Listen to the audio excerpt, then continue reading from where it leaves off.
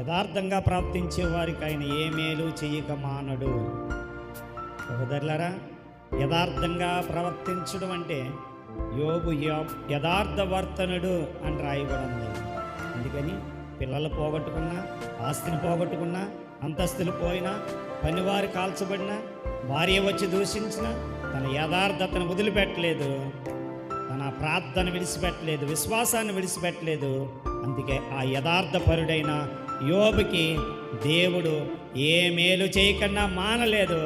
రెండింతలుగా మనకు తెలుసు, యోబు గ్రంథం 42 అధ్యాయంలో తన స్నేహితుల కొరకు ప్రార్థన చేసినప్పుడు రెండింతలుగా యెహోవా అతను ఆశీర్వదించును.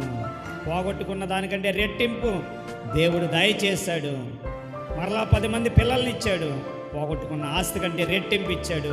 యథార్థవంతులకు ఆయన ఏ మేలు చేయక మాండో యథార్థంగా ప్రవర్తించుటకు